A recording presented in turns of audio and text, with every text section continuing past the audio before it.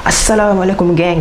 Bertemu kembali dalam Logi React, channel yang ada satu je dalam Malaysia ni. Korang tak akan jumpa dekat mana-mana. Nampak tak macam over sikit aku punya intro kan? So hari ni aku nak cerita pasal apa? Hari ni aku nak cerita pasal OnePlus 9. Ini adalah phone OnePlus pertama yang aku akan ceritakan. Aku tak ada phone, so phone aku tak ada. So siapa-siapa yang nak sponsor ataupun OnePlus sendiri yang nak sponsor, yang nak hantar kat telefon dekat aku, so boleh email dekat aku bagi dekat link dekat bawah. So mesti korang tertanya kan, macam mana aku tahu, macam contohlah sebelum ni phone tu okey ke, phone tu tak okey ke, benda-benda macam tu kan. Macam mana aku tahu? Cara untuk aku tahu adalah aku pergi buat research. Aku tengoklah review dekat YouTuber lain. Banyak kan YouTuber yang dah buat, so aku review, aku tengok dia orang buat review dan aku kaji dan aku buat research dan aku buat kesimpulan dekat video ini. Macam tu. So sebelum tu jangan lupa like, subscribe dan share. Okay, jangan lupa. Okay, first aku nak cerita pasal dia punya spek. Spek ni benda yang sangat penting lah, benda yang sangat asas. So spek dia,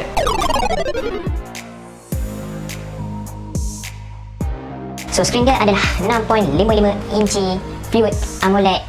Fluid AMOLED 120Hz HDR10 plus dengan Full HD resolution. Phone ni ditatangi juga dengan Android 11 dengan Oxygen OS. Sudah pastilah. kalau siapa yang peminat OnePlus ataupun user OnePlus, diorang akan tahulah Oxygen OS ni. Sebab apa? Sebab aku boleh katakan OnePlus ni agak underrated lah. Bukan aku kata OnePlus ni dia tak popular, tapi kalau macam user biasa, macam user yang tak kenal telefon, yang tak kenal sangat gadget-gadget ni, diorang tak tahu OnePlus ni.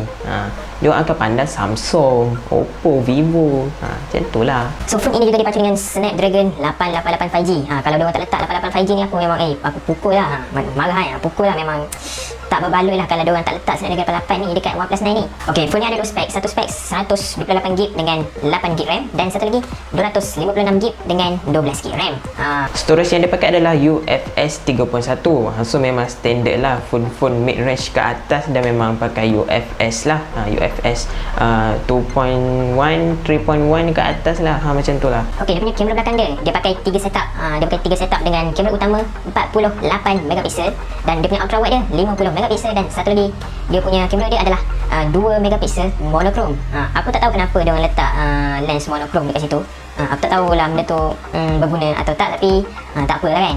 Kamera depan dia 16MP saja dengan satu setup je. Okay, bateri dia 4500 mAh dan 65W fast charging. Okay, so next aku akan cerita pasal dia punya design dia punya build quality dia, dan dia punya protection yang ada pada phone ni.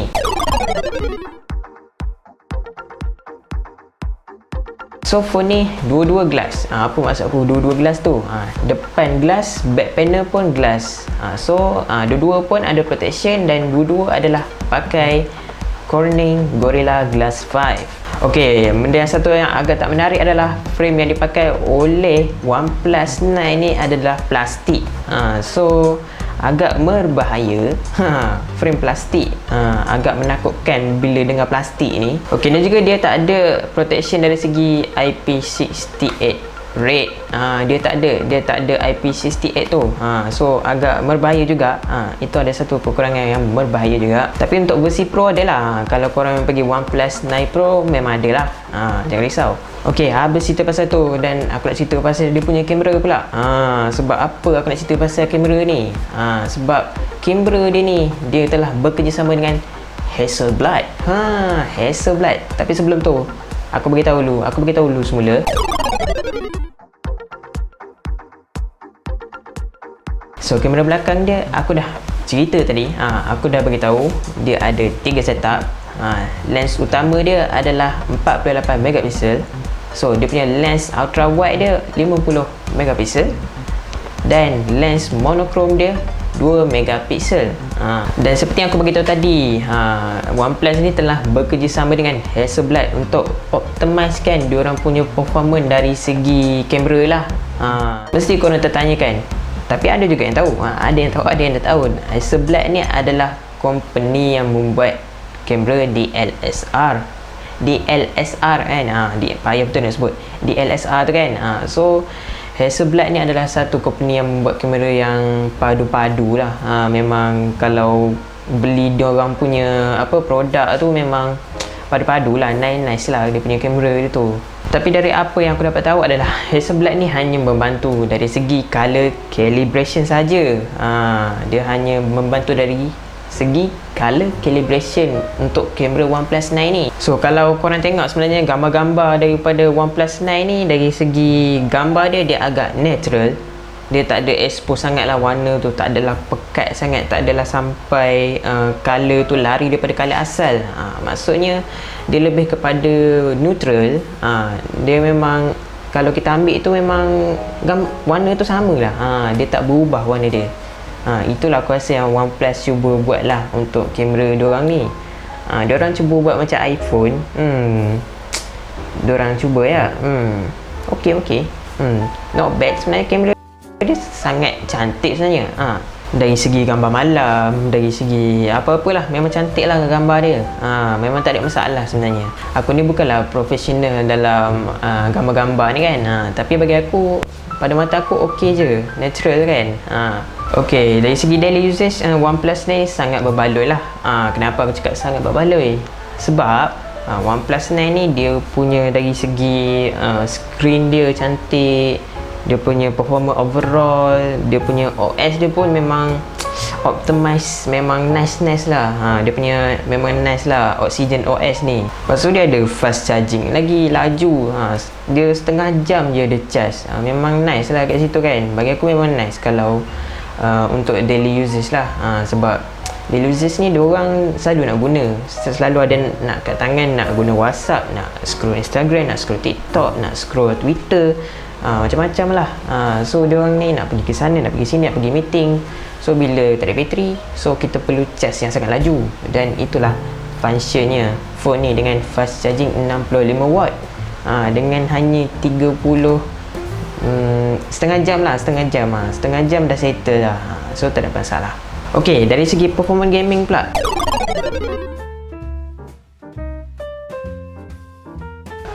dari segi performance gaming pun tak ada masalah.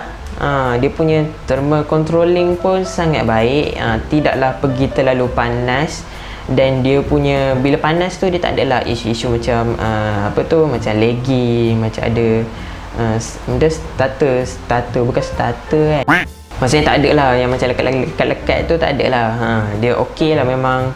Selalu kalau macam ada phone bila panas, performance akan drop, FPS akan drop. So thumbs guys, thumbs up untuk OnePlus 9, mantap. So ni aku nak bagi tahu sikit lah kekurangan apa yang ada pada OnePlus 9 ni. Satu seperti yang aku dah bagi tahu tadi, OnePlus 9 ni dia tak ada rate IP68. So agak berbahaya kalau korang terjatuh. So korang jangan pandai-pandai lah campak phone tu dalam air jangan pandai-pandai, okay?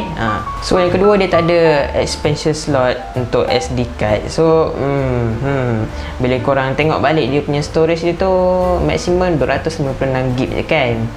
So tapi aku rasa tak ada masalah kot. Korang janganlah simpan sangat gambar, lama-lama korang delete lah. Dah ambil sekali gambar tu, lepas tu lama-lama delete lah, pindah kat tempat lain ke kan.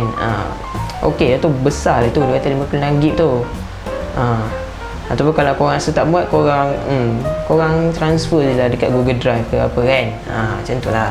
Okey, yang ketiga adalah dari segi kamera dia. Kamera utama dia tak ada OIS. Apa benda pula OIS tu kan. So OIS tu adalah Optical Image Stabilization. Dia tak ada benda tu. So itu je lah kekurangan yang ada pada kamera dia. Yang lain semua okey, yang lain semua mantap, yang lain semua tak ada masalah. Kualiti kamera nice, cuma dia tak ada OIS je lah. Dan seterusnya dia tak ada lubang 3.55 headphone jack. So para gamers, korang boleh menangis sekarang. Sebab apa? Sebab lubang ni adalah lubang kegemaran gamers. So tak apalah korang pakailah TWS ke earbud ke apa kan, bantai je lah. So Phone ni sebenarnya sangat minimal dia punya kekurangan dia. Aku rasa yang lain semua okey. Ada satu lagi, dia punya plastik body dia tu agak menakutkan sebenarnya. Dia punya plastik body tu. So korang kena berhati-hatilah. Janganlah korang letak dekat poket belakang, korang duduk nanti terbelah dua lah phone tu. Okay. So jaga-jagalah dengan dia punya frame plastik dia tu. Sangat menakutkan. So rasanya berbaloi ke tak korang nak beli phone ni? Dan bagi aku rasa phone ni sangat berbaloi kalau korang ada duit. Kalau korang ada duit, korang kena beli. Untuk pengetahuan korang, sebenarnya OnePlus 9 ni adalah telefon mid-range. What? Serius lah lo react. Serius lah. Mesti korang cakap aku gila kan? Dah lah dia punya harga dia starting RM3,699. Boleh pula aku cakap mid-range kan? So OnePlus 9 ni adalah phone mid-range yang ada spek flagship. Itu yang aku boleh katakan. So phone ni dia duduk antara dua-dua tau. Dia duduk antara mid-range dengan flagship. Dia macam bawah sikit daripada flagship dan atas sikit daripada mid-range. Macam mana pula tu kan? So aku boleh katakan OnePlus cuba untuk membuat smartphone flagship dengan harga yang murah. Phone flagship dengan harga yang murah. Ataupun aku boleh katakan kalau macam dia macam option kedua lah. Kalau korang tak ada duit nak beli flagship yang OnePlus 9 Pro tu, korang boleh pergi option kedua, iaitu OnePlus 9. Dia macam ada option kedua lah, macam apa kata, dia macam yang versi murah sikit, flagship yang versi murah, macam tu lah aku boleh cakap. So aku boleh katakan yang phone adalah phone mid-range yang dikacuk flagship. Macam mana pula tu kan? So bila mid-range berkacuk dengan flagship, so dia akan duduk tengah-tengah. Macam tu lah jadinya. So aku nampak sebenarnya apa OnePlus cuba buat. Dia cuba untuk jual phone spek flagship tapi dengan harga murah sikit. Sebenarnya tak adalah murah sangat sebenarnya. Dengan 3,699 untuk spek yang 256GB, 16GB RAM. 12GB RAM 12GB RAM silap. So rasanya sampai sini saja perkongsian aku hari ni. So jangan lupa like, subscribe dan share. Dan jangan lupa apa roja, gerak lu.